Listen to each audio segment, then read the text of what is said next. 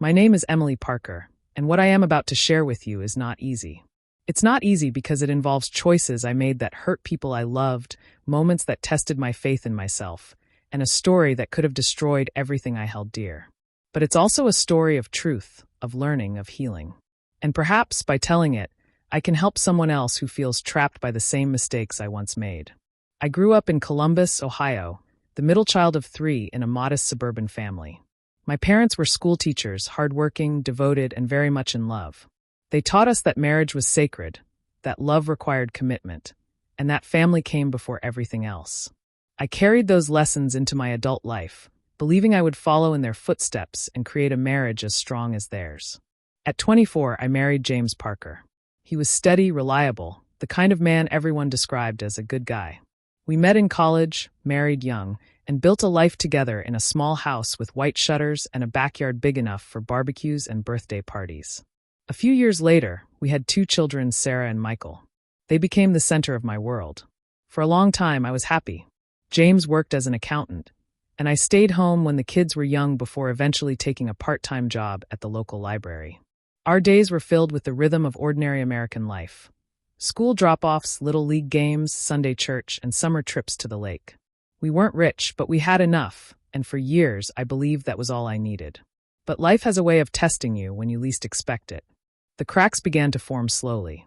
James worked long hours, often coming home late and exhausted.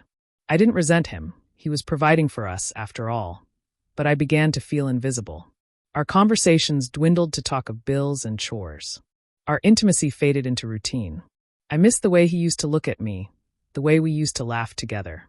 I told myself it was normal, that every marriage went through phases, but inside, I felt lonely. Then, one afternoon, everything changed. I was 38 years old when I met Michael's baseball coach, Daniel. He was in his early 40s, divorced, with a teenage son on the same team. He was charismatic, full of energy, with a way of making everyone around him feel important.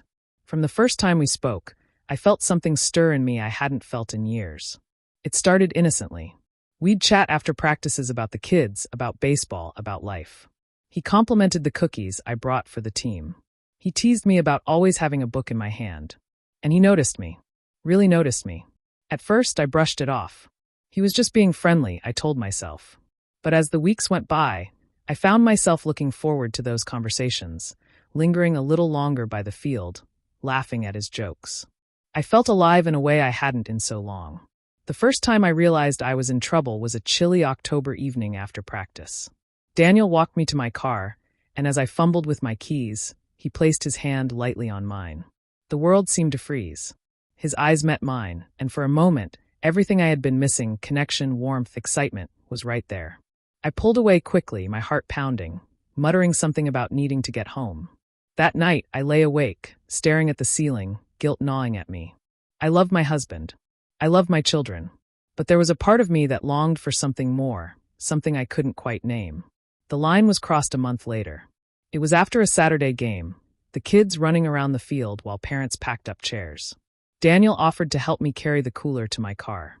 When we reached the parking lot, he stopped, set it down, and said quietly, "Emily, I can't pretend anymore. I think about you all the time." I froze. My breath caught in my throat. I should have walked away, should have told him it was wrong, should have reminded myself of the family waiting at home. But instead, tears filled my eyes because deep down, I had been thinking the same thing. "I can't do this," I whispered. But when he reached out, brushed a tear from my cheek, and whispered, "I don't want this to stop," I felt myself unravel.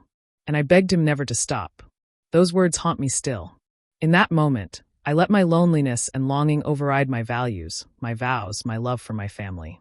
We began an affair, emotional at first, long conversations that stretched into the night, secret text messages that made my heart race. And then, inevitably, it became physical. For months, I lived a double life. By day, I was the devoted wife and mother, cooking dinners, helping with homework, attending church. By night, in stolen moments, I was someone else entirely, reckless, passionate, consumed by a forbidden love. I told myself I deserved it, that James would never understand how invisible I felt, that Daniel was giving me something I desperately needed. But lies are heavy. They weigh you down until you can't breathe. One evening, Sarah, who was 14 at the time, walked into the kitchen while I was texting Daniel. She glanced at my phone and asked, "Mom, why are you smiling like that?"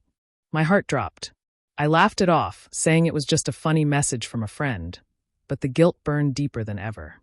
I started to notice the way James looked at me, tired, yes, but also trusting. He had no idea. He believed in me, in us, in the vows we had made. And every time I saw his weary smile, I felt like a fraud. The breaking point came one winter night. James came home late, shoulders slumped, eyes heavy. He sat at the table and said softly, "Emily, I know I haven't been here enough lately. I know I've let work get in the way. But I love you. And I want us to be okay." Tears welled in my eyes. The man I had vowed to love, honor, and cherish was sitting there, offering me grace, while I was betraying him in the worst way. That night, after he went to bed, I sat alone in the living room, shaking with sobs. I realized I couldn't keep living like this. I couldn't keep lying to my children, to my husband, to myself. The next morning, I told Daniel it had to end.